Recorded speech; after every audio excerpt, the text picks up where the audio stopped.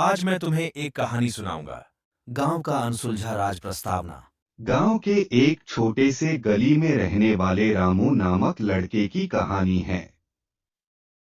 उसके गांव में एक अनसुलझा राज है जो किसी के जीवन को भी परेशान कर सकता है।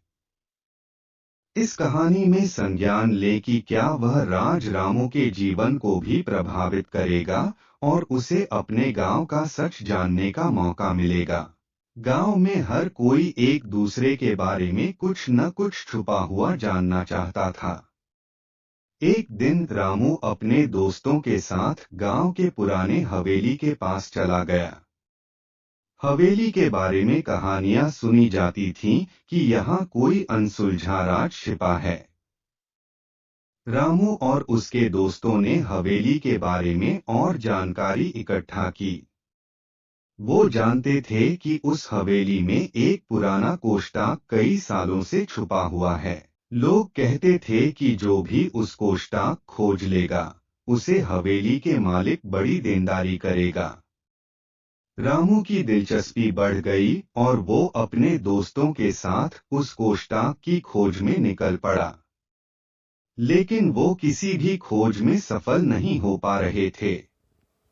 एक रात रामू अकेले ही हवेली में चला गया। उसने धीरे धीरे हर कोने की जांच की और अंत में वह एक पुराने कमरे में पहुंचा जहां एक पुरानी पुस्तक रखी हुई थी। रामू ने पुस्तक खोली और उसमें एक गुप्त चिट्ठी मिली। उस चिट्ठी में लिखा था, सच्चाई कभी छिपती नहीं, लेकिन धोखा देने वाले छुप जाते हैं।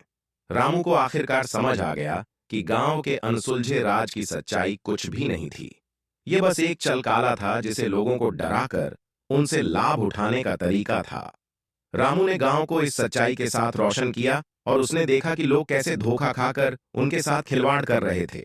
कहानी से हमें यह सीखने को मिलता है कि हमें अपने अंदर के सच को खोजना चाहिए और दूसरों की बातों पर अंधविश्वास नहीं करना चाहिए।